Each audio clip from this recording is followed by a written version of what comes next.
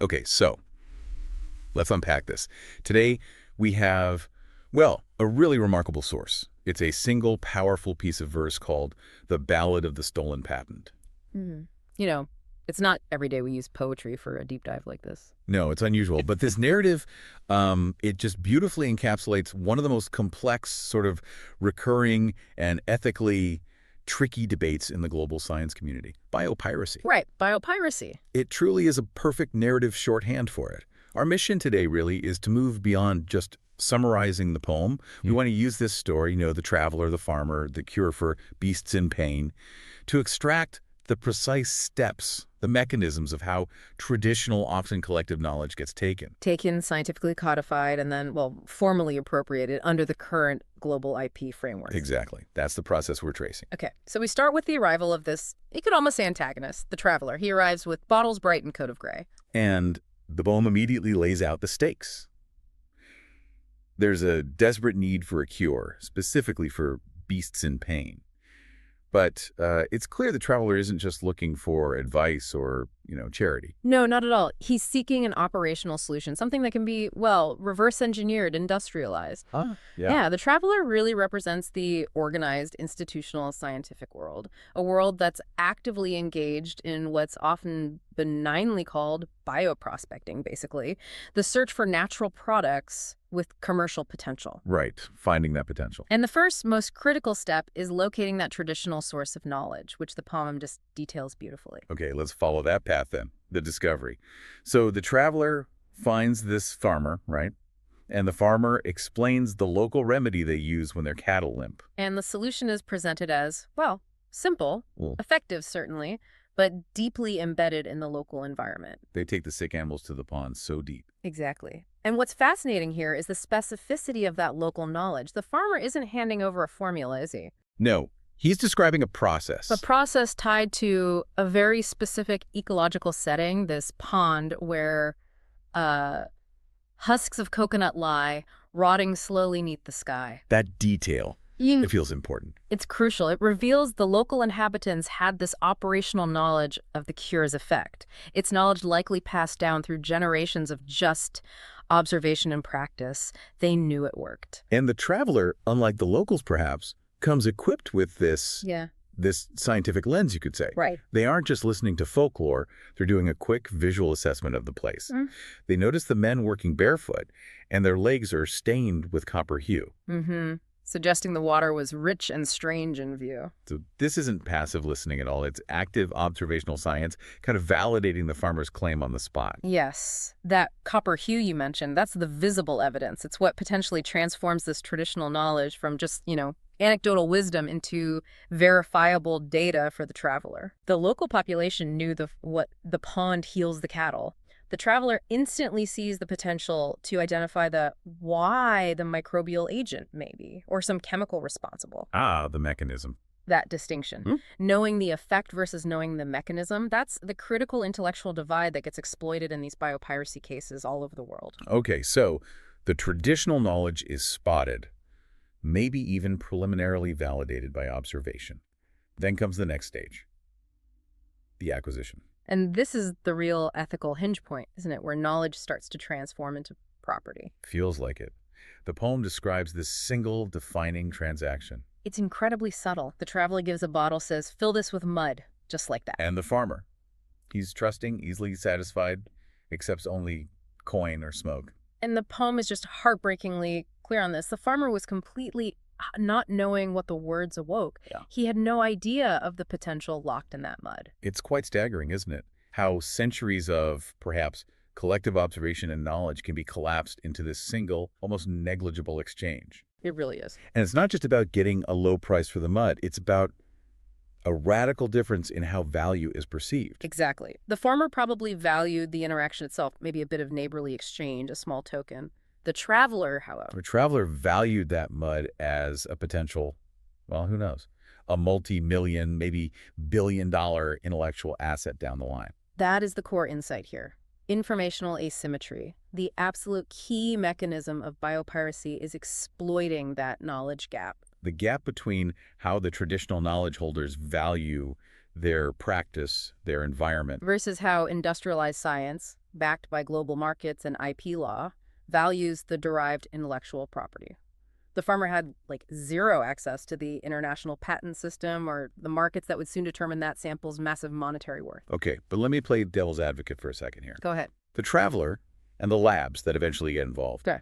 they still had to invest significant time, right? Capital, expertise, to isolate whatever active ingredient was in there, run trials, prove it works to regulatory standards. Absolutely. They did do the complex work of identifying that living thread the poem mentions. Shouldn't the system reward that specific investment, that work? That's an extremely important point, and it gets right to the structure of intellectual property itself. The current system is designed precisely to reward that kind of investment, the investment in analysis, in translation, in codification. Okay. So once that mud sample is rushed across the seas to labs where foreign banners blew, the race is on, the race to provide the scientific mechanism. And what do they find in those labs? They find the scientific translation, basically, of the village remedy. Precisely. They find the explanation. The labs didn't invent the healing property itself, they identified it. The poem says they found a germ, a living thread, that healed the beasts the East had fed. So finding the germ. Yes. Yeah. That translation, from this traditional practice happening in a pond to a scientifically isolated, identifiable mechanism, the germ, that's what allows the traveler to meet the legal requirements for a patent. You know, novelty, non-obviousness, utility. Got it. So the patent doesn't reward the original discovery that the cure works. No. It rewards the discovery of why it works in a way that's verifiable, replicable, and crucially controllable. And the moment that why is pinned down, scientifically defined, that's when the structural injustice, as you called it, gets formalized. Yes. Let's shift then from the lab bench to the legal claim. The traveler takes the final step, claims ownership. He wrote his name, received his crown, claimed the right, a grand patent. That patent document feels like the final act. It is the final act of appropriation in this story. It legally cements the traveler's claim over knowledge that originated thousands of miles away, in a community, in a simple pond. And it highlights what you were saying about the failure of current IP law. Exactly. Its failure to recognize collective, community-held knowledge. IP systems, fundamentally, are built to reward individual inventors, documented breakthroughs, things deemed novel within that system. They really struggle to accommodate wisdom passed down orally or through generations of communal practice. The contrast is just stark, isn't it, between the formal legal record and the community reality. It's incredibly stark. The poem shows how the official history gets written. Books declared his noble fame, but none recalled the farmer's name. Poof. Gone from the record. The source is systematically erased, simply because the knowledge wasn't codified in the way the system demands in a lab notebook, a patent application. And the traveler's fame is essentially purchased at the cost of the farmer's anonymity. This is precisely why people use the term biopiracy. It's not just extraction, it feels like theft, but carried out through institutional means. Where the law itself ends up validating the claim of the person who analyzed it over the claim of the people who originated or stewarded the knowledge. Right. The patent then becomes a tool, a kind of sword, used to control access and monetize something that might have been freely shared or at least locally understood and used. It's important to note, though, something the poem also points out, the actual effectiveness of the remedy itself. It's untouched by the patent back in the village. Yeah, that's a key point. The poem shows this enduring reality. The cure still functions perfectly well. The mud still bubbles, husks still lie, and the cattle still get healed year after year. The land itself, the pond, it remains the original, working.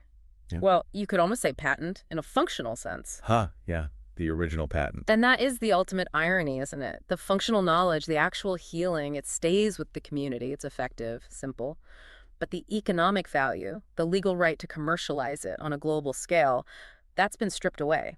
So even though the cure still works there, the ethical wound festers, the economic opportunity is gone, but more than that, there's a sense of injustice. The poem closes with those really powerful quiet lines about how whispers ride the monsoon rain of silent theft and hidden pain. That hidden pain.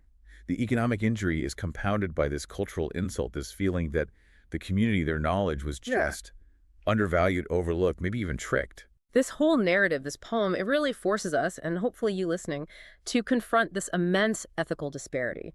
The gap between those who possess formal analytical science, and those who possess time-tested, operational, often communal knowledge. And the patent system in this kind of scenario. It ended up rewarding the translation, the analysis, the paperwork, not the original insight into nature's healing power.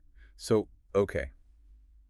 What does this all mean for us? We've traced this story, following the poem, from that initial observation in the village. Right, the copper-stained legs. Through the acquisition of the mud, the lab work finding the germ, and finally the formal appropriation via patent. We've seen how local knowledge, simple and profoundly effective, can be basically transformed into a legally protected asset for a single name. Leaving the community of origin with, well, nothing tangible, nothing but the memory, the whispers of the theft. It's a mechanism of injustice captured perfectly in just 10 verses. It really is. And it raises this hugely important question that goes way beyond just this poem. When a cure is, as the poem says, born in village sent, who should receive the crown? Who should benefit? Yeah. If the knowledge is collective, if it's traditional, should the patent system somehow be reformed? Should it mandate benefit sharing, perhaps? Or even find ways to recognize community intellectual property rights? Big questions.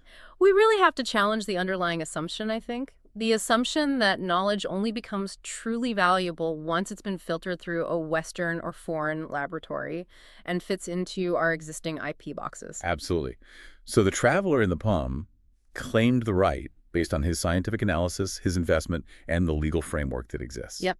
He played by the current rules. And this is the kicker. Mm-hmm. If the germ and the living thread are still right there, curing the cattle in that pond, working just fine without any patent needed. Still bubbling away. The structural question just hangs there, doesn't it? What real ethical value did that patent truly add to the world in that context? Besides, enriching one name and formalizing the exclusion of the knowledge originators. That's the question. Definitely something for you to mull over or maybe explore on your own.